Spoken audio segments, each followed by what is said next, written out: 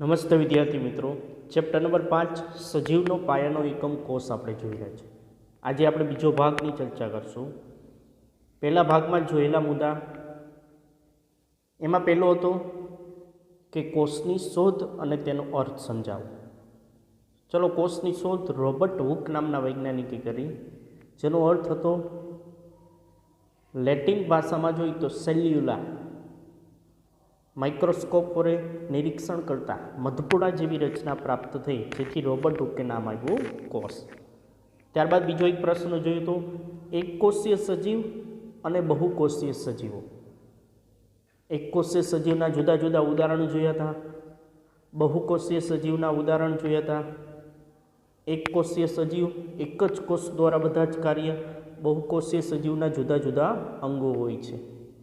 તો આપણે જાણીએ છીએ કે મનુષ્યનું શરીર એટલે કે મનુષ્ય છે એ બહુકોષીય સજીવ છે. તો એની અંદર જુદા જુદા કોષો આવેલા છે. એના નામ રુધિર કોષ, જે આ પ્રકારનો હોય છે.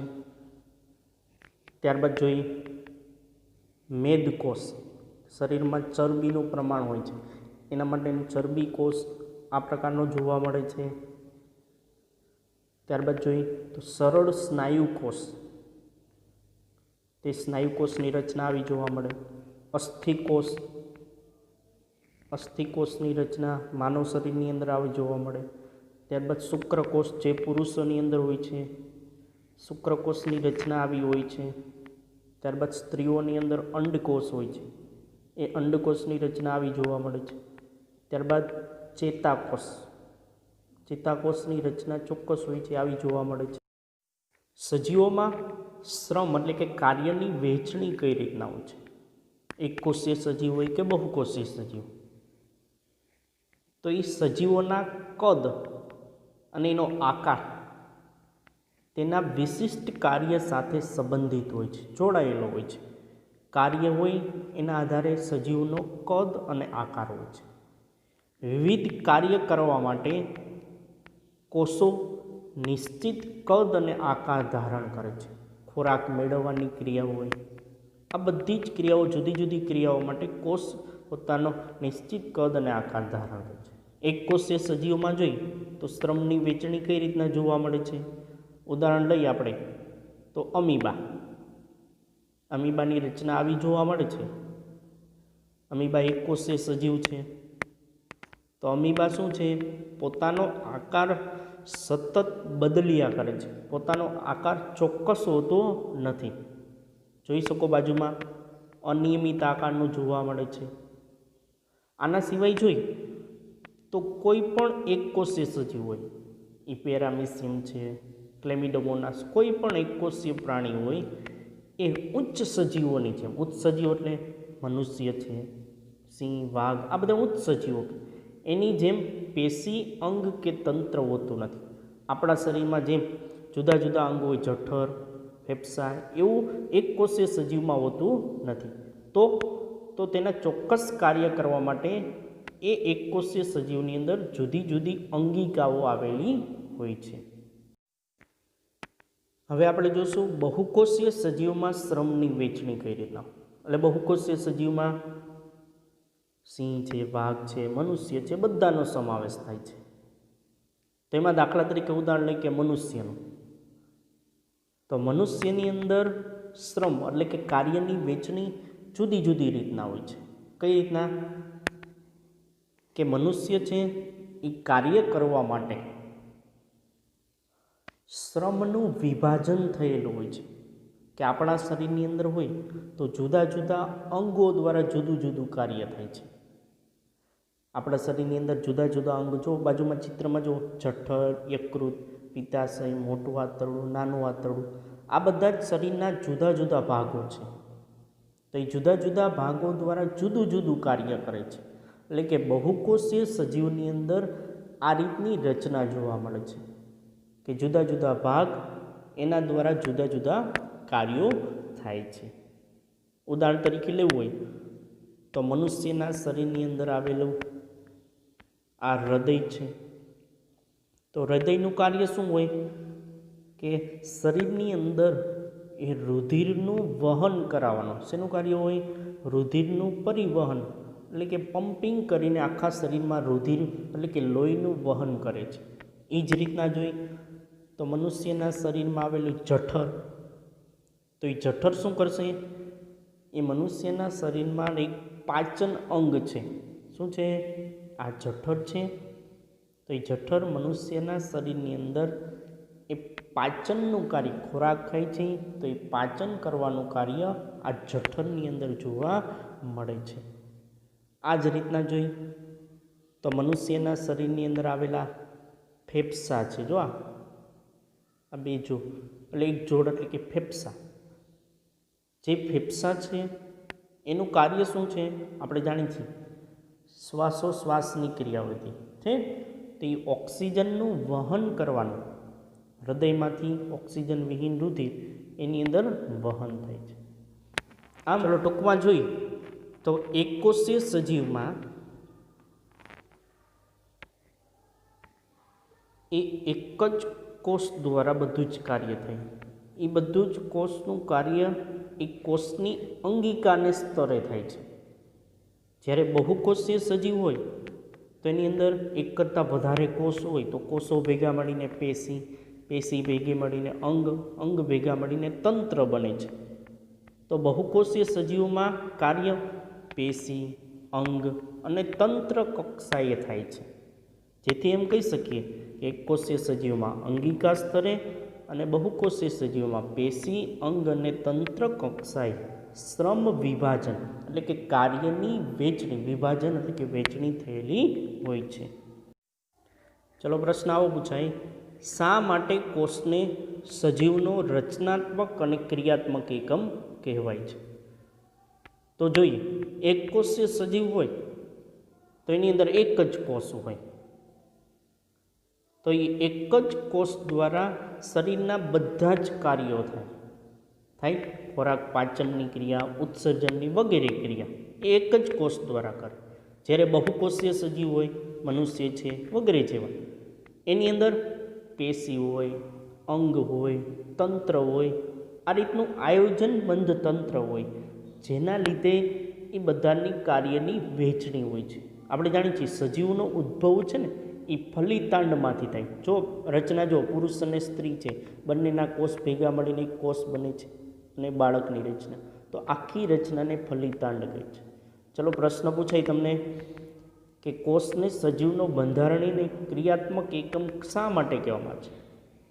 તો આપણે જાણીએ છીએ એક કોષીય સજીવ હોય, 14 નીચે ઉદાહરણ છે, એ બધા જ એક જ કોષના બનેલા હોય છે. આ બધા જ પાયાના કાર્યો કરવાની ક્ષમતા એક જ કોષ દ્વારા એ બધા જ કાર્ય કરે છે. જ્યારે ઉચ્ચ કક્ષાના એટલે બહુકોષીય સજીવો છે, એની અંદર પેશી છે, અંગ છે, તંત્ર આવેલું હોય છે કે જેના દ્વારા બધા જ કાર્યો થાય છે. બહુકોષીય સજીવ છે એ બહુકોષીય સજીવોની અંદર શ્વસનની ક્રિયા, શ્વાસોશ્વાસની ક્રિયાવિધિ, ત્યારબાદ ઓક્સિજન વાયુ લેવાની, કાર્બન ડાયોક્સાઇડ વાયુ દૂર કરવાની ક્રિયા, ત્યારબાદ વનસ્પતિ છે એમાં પ્રકાશ સંશ્લેષણની ક્રિયા, એટલે કાર્બન ડાયોક્સાઇડ વાયુ દાખલ થાય પ્રકાશ દ્વારા અને ખોરાક મેળવવાની ક્રિયા, જેને આ પ્રકાશ સંશ્લેષણની ક્રિયા કહેવામાં આવે છે. ત્યારબાદ જોઈ તો બહુકોષીય સજીવની અંદર પ્રજનનની ક્રિયા કે બે સજીવ પુરુષ અને સ્ત્રી દ્વારા નવા બાળકની ઉત્પત્તિ થાય છે. તો આ બધી જ વસ્તુઓ છે, શ્વસન, પ્રકાશ સંશ્લેષણ, પ્રજનન, આ બધું જ એક કોષ સ્તરીય થાય છે, એક જ કોષ સ્તર દ્વારા થાય છે. આથી કોષને સજીવનો રચનાત્મક અને ક્રિયાત્મક એકમ કહે છે. ચલો પાઠ્યપુસ્તક પેજ નંબર 59 ઉપર આપેલા પ્રશ્નો જુઓ બધા જ. પહેલો પ્રશ્ન આવો છે કે કોણે કોષની શોધ કરી અને કેવી રીતે? ચલો આપો જોઈએ જવાબ. કોષની શોધ કોને કરી? ડાયરેક્ટ તમારા મગજમાં જવાબ આવશે. કોને? તો કે રોબર્ટ હુક નામના વૈજ્ઞાનિકે. કોષની શોધ કેવી રીતે થઈ? તો આપણે જાણીએ છીએ કે રોબર્ટ હુકે તૈયાર કરેલું એક પ્રાથમિક સૂક્ષ્મદર્શક યંત્ર હતું કે જેના દ્વારા એને વૃક્ષની છાલનું નિરીક્ષણ, ઓબ્ઝર્વેશન કરતાં મધપોડા જેવી રચના પ્રાપ્ત થઈ, જેને રોબર્ટ હુકે શું કીધું? કોષ નામ આપવામાં આવ્યું. ત્યારબાદ બીજો પ્રશ્ન આવો છે કે શા માટે સજીવને બંધારણીય તેમજ ક્રિયાત્મક એકમ કહેવામાં આવે છે? અગાઉના પ્રશ્નમાં જ આ જોયું આપણે કે સજીવ છે એ બંધારણીય અને ક્રિયાત્મક એકમ શા માટે કહે છે? તો પ્રત્યેક જીવંત કોષ કોઈ પણ હોય એ સ્વતંત્ર રીતે જીવનની જરૂરી બધી જ ક્રિયાઓ કરવાની ક્ષમતા ધરાવે છે. કોષ શાનો બનેલો છે? કોષનું બંધારણીય આયોજન કેવું હોય છે? સજીવની વાત કરીએ તો મનુષ્યનું શરીર છે એ જુદા જુદા તંત્ર ભેગા મળે, તંત્ર અંગો પેશીઓ અને પેશીઓ કોષ ભેગા મળે. તો કોષના રચનાત્મક ભાગો જોઈએ કે કોષની રચના કઈ રીતના થયેલી હોય છે. તો કોષમાં મુખ્ય 3 ભાગ છે. કોષરસ પટલ કે જેની રચના આવી જોવા મળે, એ વનસ્પતિ હોય કે પ્રાણીનો કોષ હોય છે. ત્યારબાદ કોષ કેન્દ્ર હોય છે, કોષની અંદર આવેલું કેન્દ્ર જે આવી રચના જોવા મળે છે. ત્યારબાદ ત્રીજો કોષનો રચનાત્મક ભાગ જોઈએ તો જે છે કોષ રસ કે જે કોષની અંદર આવેલો આ ભાગ જોઈ શકીએ છીએ, જેને કોષ રસ કહેવામાં આવે છે. ચલો સિમ્પલમાં સમજી તો આ રીતની કોષની રચના હોય તો વચ્ચે મધ્યમાં એટલે કે કોષ કેન્દ્ર છે, આ ભાગ છે કોષ રસ, આ સર્કલ જેવું દર્શાવ્યું જેને કોષ રસ પટલ કહેવામાં આવે છે. આમ કોષ કેન્દ્ર, કોષ રસ અને કોષ રસ પટલ. કોષ રસ એ કોષના વિવિધ કાર્ય માટે વિશિષ્ટ ઘટકો ધરાવે છે જેને અંગિકા કહેવામાં આવે છે. આ કોષ રસની અંદર આવેલી અંગિકાઓ જોવા મળે છે. ચલો આપણે કોષીય અંગિકાઓ વિશે જોઈએ. કોષની અંદર આવેલી જુદી જુદી અંગિકાઓ, એમાં પહેલી અંગિકાનું નામ છે અંતઃકોષરસજાળ, જેની રચના આવી જોવા મળે છે. ત્યારબાદ છે રિબોઝોમ્સ અથવા રિબોઝોમ પણ કહી શકો, જે કોષની અંદર આવી અંગિકા જોવા મળે છે. ગોલ્ગી પ્રસાધન. ત્યારબાદ જોઈએ તો લાઇસોઝોમ્સ કે જેની રચના આવી હોય છે. ત્યારબાદ કણાભસૂત્ર જેની રચના આવી જોવા મળે છે. ત્યારબાદ હરિતકણ, આ ફક્ત વનસ્પતિની અંદર હોય. હવે આપણે વનસ્પતિ કોષ એટલે ડુંગળીનો કોષ હોય કે કોઈ પણ વનસ્પતિ છે એ વનસ્પતિના કોષની આવી સરળ રચના એ આપણે જોઈ. તમારે બધા જે આવી સરળ આકૃતિ એ પરીક્ષાની અંદર દોરવાની થશે. ચલો આપણે આ વનસ્પતિ કોષના જુદા જુદા ભાગો વિશેની ચર્ચા કરી. ચલો સૌથી પહેલાં વનસ્પતિનો કોષ છે એ 3 મુખ્ય રચનાત્મક ભાગો છે. સૌથી પહેલો રચનાત્મક ભાગ જોઈ તો આ વચ્ચોવચ્ચ આ કોષ છે અથવા સાઈડમાં આ જે ભાગમાં આવેલું છે જેને કોષ કેન્દ્ર કહેવામાં આવે છે અથવા કોષ કેન્દ્રિકા પણ કહી શકું છું. આ કોષ કેન્દ્ર છે એની ફરતેનું આવરણ છે કે જેને કોષ કેન્દ્ર એ પટલ કહેવામાં આવે છે. શું કહીશું? કોષ કેન્દ્ર પટલ. ત્યારબાદ બીજો રચનાત્મક ભાગ જોઈ તો આ બધો જ ભાગ છે કોષની અંદર આવેલો, આ બધો જ ભાગ આપણે એને શબ્દ વાપરી શકીએ કોષ રસ કહેવાય. આ કોષ રસની આ ફરતેનું આવરણ છે, પટલ એટલે એક પ્રકારનો પડદો, તો આ ભાગને કોષ રસ પટલ કહેવામાં આવે છે. ત્યારબાદ સૌથી આ કોષ રસ છે આ ભાગ, એને બહારના ભાગને કોષ રસ પટલ કહેવામાં આવે છે. હવે સૌથી બહારનું આવરણ છે એ સૌથી બહારના આવરણને, બહારના ભાગને એને વનસ્પતિની અંદર જોવા મળે જેને કોષ દિવાલ કહેવામાં આવે છે. શું કહીશું? કોષ દિવાલ.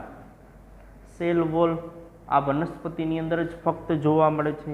ચલો હવે આપણે કોષની અંદર કોષ રસમાં જોવા મળતી જુદી જુદી અંગિકાઓની અંદર દર્શાવી. તો સૌથી ઉપરથી શરૂઆત કરી તો ઉપરના ભાગે આવેલી આ જે લીલા કલરની જોવા મળતી હોય થપ્પી સ્વરૂપની રચના જેને હરિત કણ કહેવાય છે, આ ફક્ત વનસ્પતિની અંદર જ જોવા મળે છે. ત્યારબાદ એના પછી જોઈ આ રચનાને જેને ગોલ્ગી પ્રસાધન કહેવામાં આવે છે. આ ગોલ્ગી પ્રસાધન છે એની રચના તમે જુઓ તો થપ્પી જેવી એક મૂકીને એક થપ્પી મારેલી હોય એવી રચના ગોલ્ગી પ્રસાધનની જોવા મળે છે.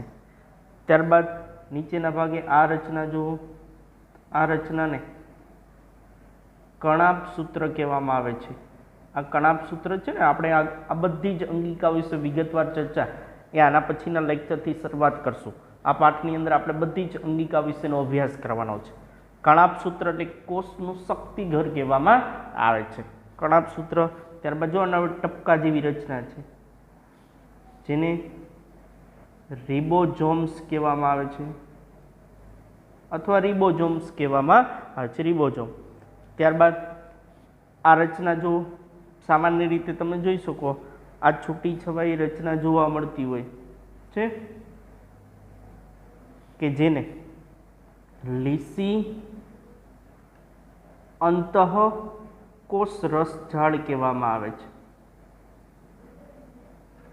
ત્યારબાદ એની બાજુમાં જ દર્શાવેલી જો આ બધી જ છે, આ બધી જ રચના છે કે જેને કણિકામય, કણિકા સ્વરૂપે હોય, કણિકામય અંતઃકોષ રસ ઝાડ.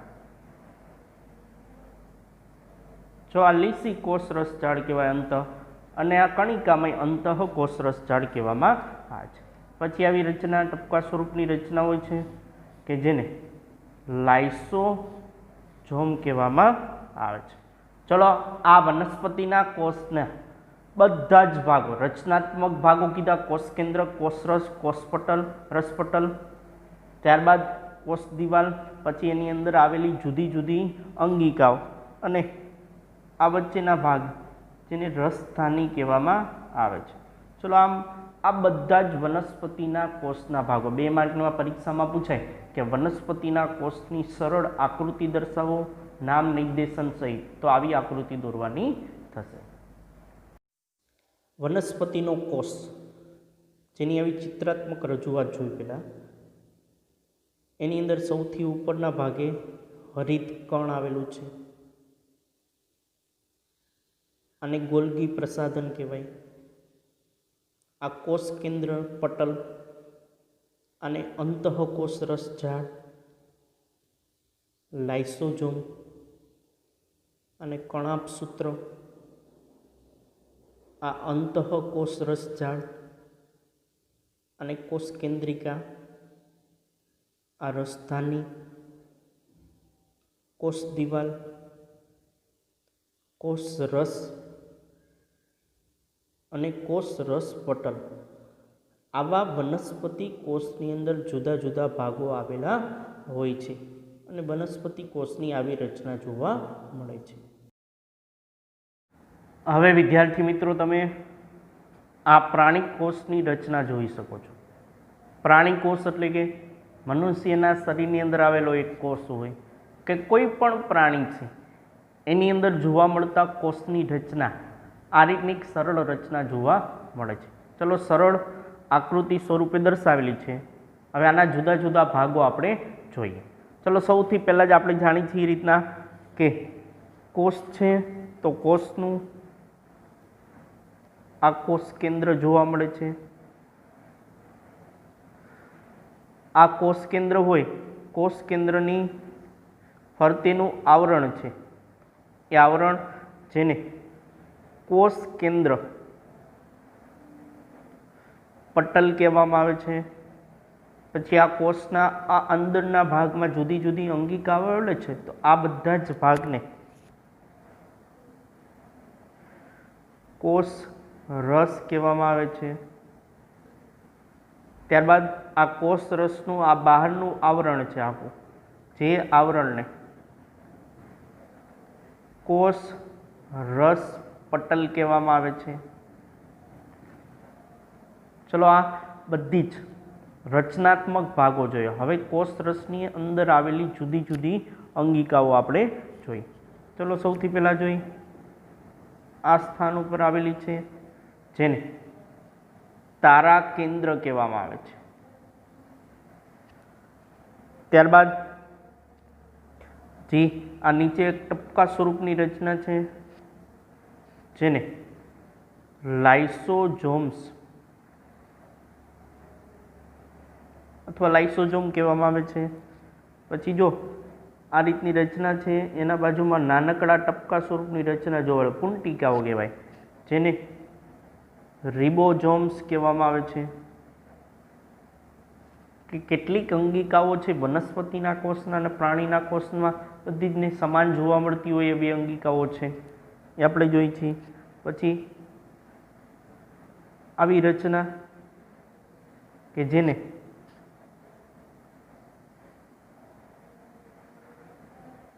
કર્ણાપ સૂત્ર કહેવામાં આવે છે. ત્યારબાદ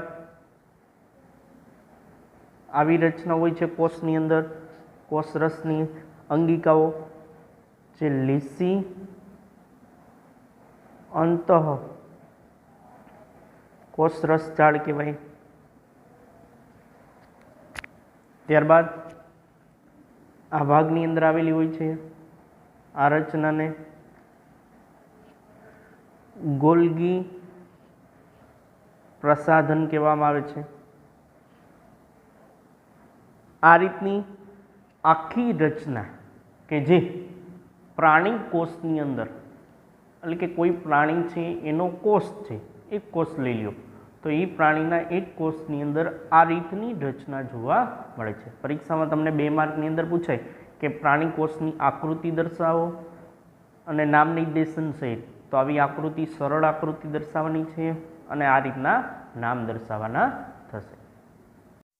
હવે આ પ્રાણી કોષની ચિત્રાત્મક રજૂઆત જોઈ, જેની અંદર જુદા જુદા ભાગો. એમાં સૌથી જોઈ ઉપરના ભાગે વચ્ચે કોષ કેન્દ્ર છે.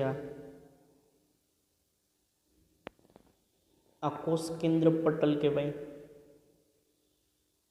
આ ભાગને અંતઃકોષ રસજાળ, આ ભાગને ગોલ્ગી પ્રસાધન, આને રિબોઝોમ્સ કહેવાય. આ ભાગને કર્ણાપ સૂત્ર, આ ભાગને લાઇસોઝોમ, આ ભાગને કોષ રસ, આ કોષ રસ પટલ. આમ જુદા જુદા ભાગો પ્રાણી કોષની અંદર હોય.